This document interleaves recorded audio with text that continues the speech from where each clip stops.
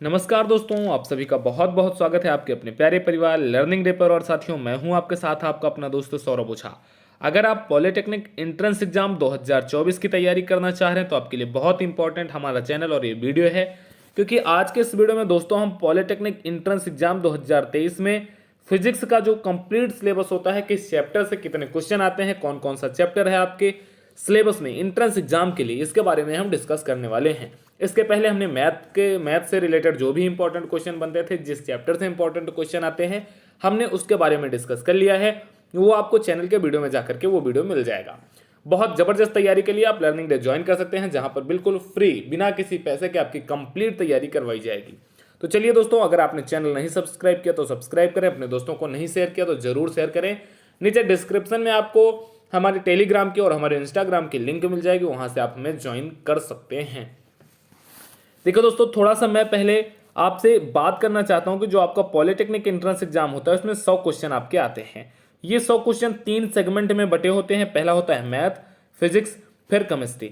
Math से 50 question आते हैं, बहुत इंपॉर्टेंट होता है मैथ, और पॉलिटेक्निक एंट्रेंस एग्जाम के लिए मैथ मैं आपको पढ़ाऊंगा। फिजिक्स से आते हैं 25 क्वेश्चन और केमिस्ट्री से भी आते हैं 25 क्वेश्चन। फिजिक्स देखते हैं कौन पढ़ाएगा, फिलहाल तो चांसेस है कोई बढ़िया टीचर ही पढ़ाएगा, कोई नहीं पढ़ाएगा तो मैं पढ़ाऊंगा आपको। केमिस्ट्री हर्षित सर पढ़ाएंगे, बहुत जबरदस्त। अब दोस्तों बात कर लेते हैं इस 25 क्वेश्चन जो फिजिक्स का है, ये कहां कहां से आता है, इसके बारे में हम लोग आज बात करने वाले हैं। अगर आप पहली बार चैनल पर जुड़े हैं तो नीचे कमेंट सेक्शन में जाकर के एक बार थम्स अप जरूर कर देना और कमेंट लिख देना कि आपको हमारा ये वीडियो कैसा लगा।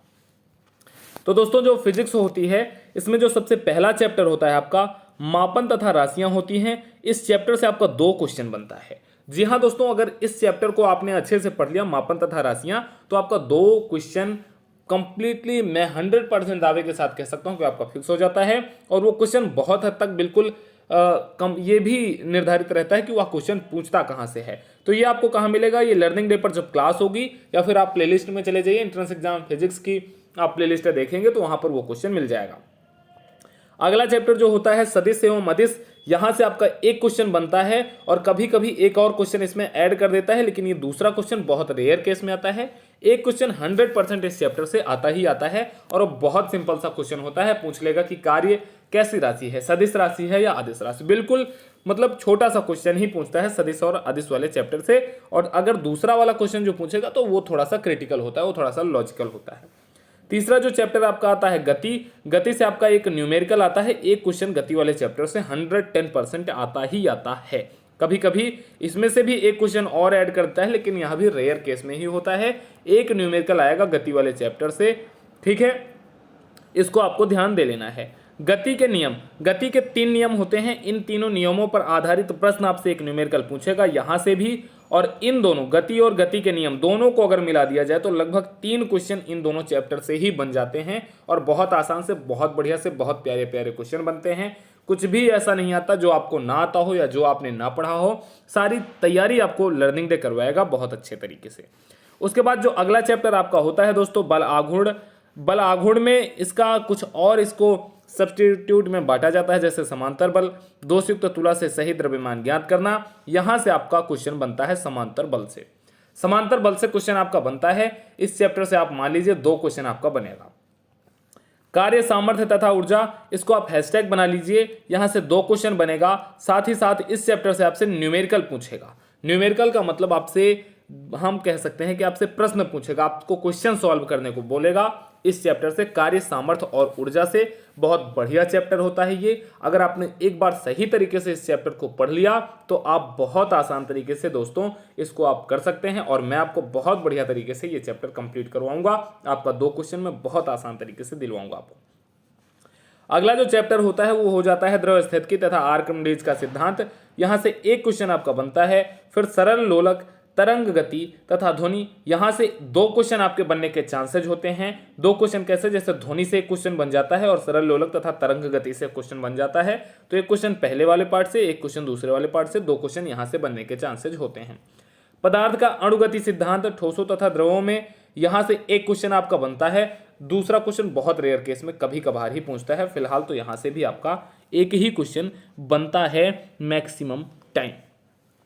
उसके बाद जो अगला आपका चैप्टर होता है तापमिति तथा ऊष्मीय प्रसार, यहाँ से एक क्वेश्चन बन जाता है। विशिष्ट ऊष्मा तथा गुप्त ऊष्मा, यहाँ से एक या फिर दो क्वेश्चन बन जाता है। कभी कभी देखा गया है कि विशिष्ट ऊष्मा से एक क्वेश्चन पूछ लेता है और गुप्त ऊष्मा से एक न्यूमेरिकल पूछ लेता है, दो क्वेश्चन यहाँ से बन जाते हैं। मतलब अगर आप ओवरऑल पूरी फिजिक्स को देखेंगे तो जो 25 क्वेश्चन होता है उसमें से लगभग 6 से 7 आपके पेपर में न्यूमेरिकल पूछता है, और बहुत बढ़िया बढ़िया बिल्कुल फिक्स है कि किस चैप्टर से न्यूमेरिकल पूछेगा। अब आपको पता कैसे चलेगा? जब आप लर्निंग डे पर क्लास ज्वाइन करेंगे, लर्निंग डे की क्लास लेंगे, तब आपको पता चल जाएगा कि वो न्यूमेरिकल कहाँ कहाँ से आते हैं। अब जैसे दोस्तों अगर हम अगले चैप्टर की बात करें तो अगला चैप्टर है आपका ऊष्मा संचरण। ऊष्मा संचरण में ऊष्मा यांत्रिक तुल्यांक, स्थितिज तथा गतिज ऊर्जा से जे की गणना। जे क्या होता है? आपका जूल होता है। ठीक है, यहां से क्वेश्चन आपका बनता है, दो क्वेश्चन लगभग। उसके बाद आ जाता है प्रकाश की प्रकृति तथा परिवर्तन। यहां से इसको आप हैशटैग बन लो, यहां से बिल्कुल भर भर के क्वेश्चन पूछेगा आपके एग्जाम में। इसके बहुत सारे पॉइंट हैं, जैसे समतल दर्पण द्वारा बनने वाले प्रतिबिंबों की संख्या, ये क्वेश्चन एक फिक्स रहता है। अगर आपका पेपर ठीक ठाक बनता है तो समतल दर्पण द्वारा बनने वाले प्रतिबिंबों की संख्या आपसे निश्चित रूप से पूछेगा कि दो समतल दर्पण थीटा एंगल पर झुके हुए हैं, इनके बीच में एक प्रतिबिंब रखा है, तो इनके कितने प्रतिबिंब बनेंगे। ये क्वेश्चन मैक्सिमम टाइम बिल्कुल फिक्स क्वेश्चन होता है। 2023 के एंट्रेंस एग्जाम में भी यहाँ से बिल्कुल सेम क्वेश्चन पूछा हुआ है। बस थीटा की वैल्यू आपको 30 डिग्री दे देगा, 60 डिग्री दे देगा, कुछ भी दे सकता है थीटा की वैल्यू।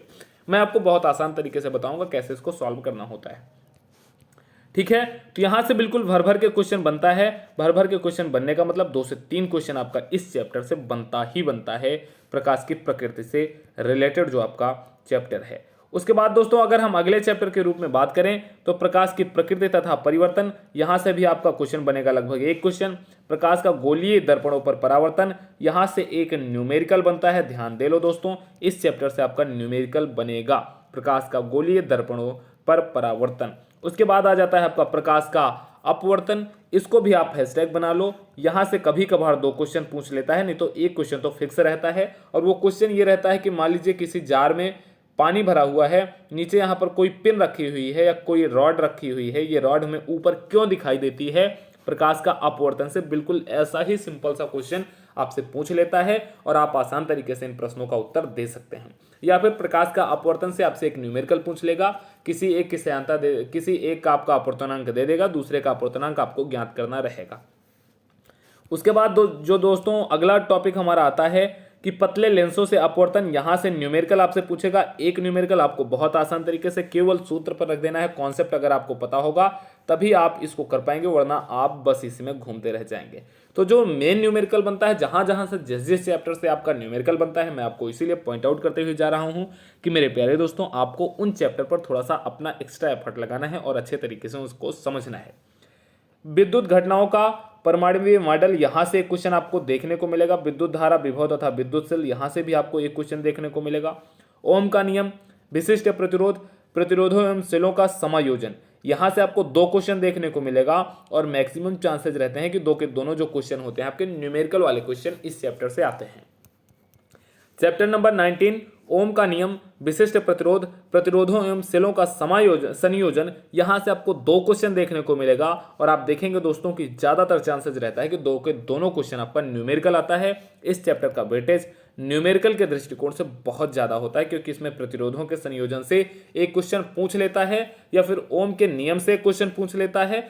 कहीं ना कहीं से इसमें से आपसे क्वेश्चन पूछेगा और मैक्सिमम चांसेस रहते हैं कि जो दो क्वेश्चन पूछेगा वो आपसे न्यूमेरिकल वाले क्वेश्चन पूछ सकता है। इसके बाद जो अगला कॉन्सेप्ट या अगला टॉपिक आप कह सकते हैं दोस्तों आपके लिए होता है आपके इसमें, वो हो जाता है विद्युत धारा के अनुप्रयोग। यहां से एक क्वेश्चन देखने को मिलता है, विद्युत धारा का चुंबकीय प्रभाव तथा चुंबकीय प्रेरण, यहां से भी एक क्वेश्चन देखने को मिलता है। तो दोस्तों कुल मिलाकर के 21 चैप्टर है और 21 चैप्टर में से 25 क्वेश्चन आपसे पूछेगा। ये हो सकता है कि इसमें से जैसे 21 चैप्टर से मैंने आपको बताया तो आपने ऐड किया होगा लगभग 30 से 35 क्वेश्चन मैंने आपको बता दिए कि 21 चैप्टर में अगर आप देखेंगे 1 बाय 1 तो 30 से 35 क्वेश्चन बन रहे हैं। तो इसमें ऐसा क्या हो जाता है कि मान लीजिए किसी बार विद्युत धारा के अनुप्रयोग से क्वेश्चन नहीं पूछा तो हम उसको काउंट नहीं करेंगे, लेकिन हम जब आपको बता रहे हैं कि कितने क्वेश्चन आ सकते हैं तब तो हम आपको बताएंगे कि हाँ भैया इस चैप्टर से एक क्वेश्चन आ सकते हैं। ऐसा हो सकता है कि 2023 में यहां से क्वेश्चन आए, चैप्टर नंबर 21 से एक क्वेश्चन आ जाए, तो हम तो आपको कैलकुलेशन के अकॉर्डिंग बताएंगे कि भैया 20 और 21 दोनों से एक एक क्वेश्चन आ सकता है आपके एग्जाम में। है ना। तभी तो आप उस अनुसार आप अपनी तैयारी करोगे। फिलहाल हमारा और आपका मेन मोटिव यही कि इस 25 क्वेश्चन में से हमारा आपका टारगेट है कि 25 में से कम 22 क्वेश्चन आपको करेक्ट करने ही करने हैं एंट्रेंस एग्जाम में। तभी आपको जो टॉप का गवर्नमेंट कॉलेज है वो मिल पाएगा और बहुत अच्छी ब्रांच आपको मिल पाएगी, ताकि आपको जॉब आगे आसान तरीके से मिल जाए। तो कंप्लीट तैयारी के लिए पॉलिटेक्निक एंट्रेंस एग्जाम 2024 की जबरदस्त तैयारी के लिए आप लर्निंग द चैनल को ज्वाइन करना मत भूलें। अगर आपका अभी भी कोई डाउट है तो आप नीचे डिस्क्रिप्शन में जाकर के टेलीग्राम, इंस्टाग्राम या फिर मेरे मोबाइल नंबर पर आप कांटेक्ट कर सकते हैं और मेरे से आप अपना डाउट पूछ सकते हैं। तो दोस्तों, उम्मीद है वीडियो आपको अच्छी लगी होगी। दीजिए अपने दोस्तों सौरभ ओझा को इजाजत। आपका इंतजार रहेगा जब हमारी लाइव क्लास जुड़ेगी, तो आप जरूर से जरूर जुड़ें। तैयारी बहुत जबरदस्त कराई जाएगी। नमस्कार, जय Hind, take care, thank you, love you प्यारे दोस्तों।